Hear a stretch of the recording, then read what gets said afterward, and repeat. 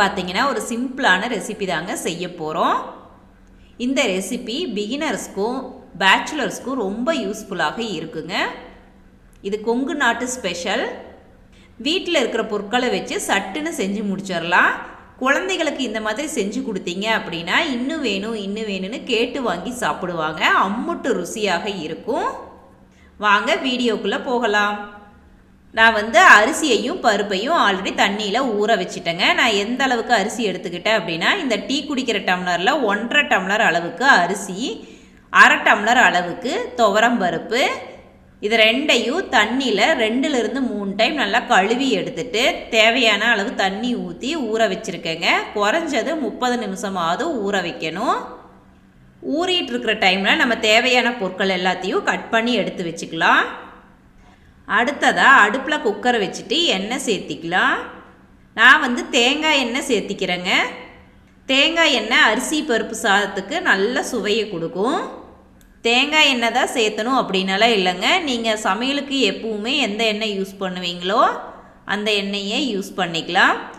எண்ணெய் காஞ்சதுக்கப்புறம் கடுகு 1/4 ஸ்பூன், கடலைப்பருப்பு 1 ஸ்பூன், உளுத்தம்பருப்பு 1/2 ஸ்பூன், எல்லாமே நல்லா பொரிஞ்சு வந்ததுக்கப்புறம் கட் பண்ணி வச்சுருக்க சின்ன வெங்காயம் 1 கைப்பிடி அளவு. நீங்கள் சின்ன வெங்காயத்துக்கு பதிலாக பெரிய வெங்காயம் கூட யூஸ் பண்ணிக்கலாம். நல்லா பொடியாக கட் பண்ணிவிட்டு சேர்த்திக்கோங்க.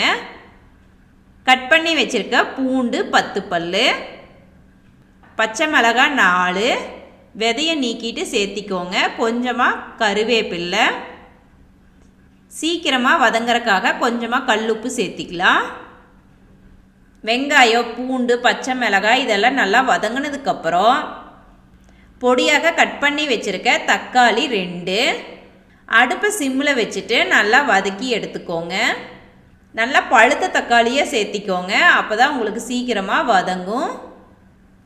தக்காளி நல்லா மசிஞ்சு வெந்து வந்துருச்சு. இந்த ஸ்டேஜில் மஞ்சத்தூள் 1/4 ஸ்பூன், சாம்பார் பொடி 2 ஸ்பூன், அடுப்பை சிம்மிலேயே வச்சுட்டு நல்லா கலக்கி விட்டுக்கோங்க. எப்பவுமே மசாலா பொருட்கள் சேர்த்தும் போது அடுப்பை சிம்மில் தான் வச்சுக்கணும்.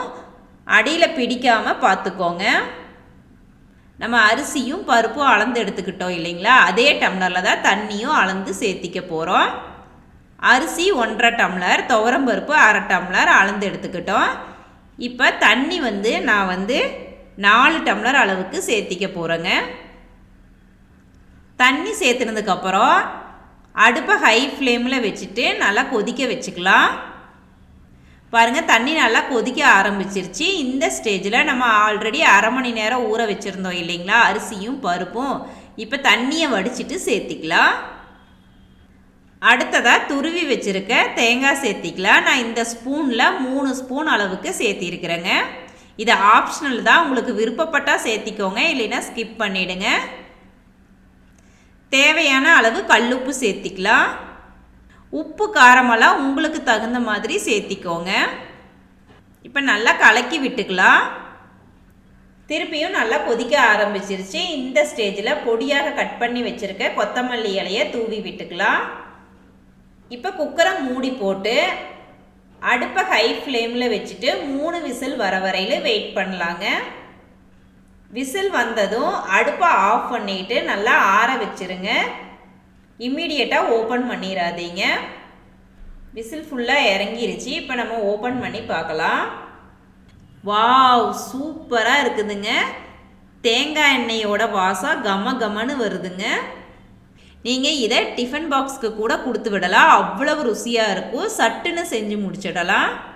அவ்வளவுதாங்க. சூப்பரான சுவையில் சிம்பிளாக அரிசி பருப்பு சாதம் ரெடி பண்ணியாச்சுங்க. நீங்களும் இந்த ரெசிபியை உங்கள் வீட்டு கிச்சனில் மறக்காமல் ட்ரை பண்ணி பாருங்கள் ஃப்ரெண்ட்ஸ். எப்படி வந்துச்சுன்னு கமெண்ட்ஸ் பண்ணுங்கள். நெக்ஸ்ட் வீடியோவில் உங்களை புதுவித ரெசிபியுடன் மீட் பண்ணுறேங்க. Bye bye friends.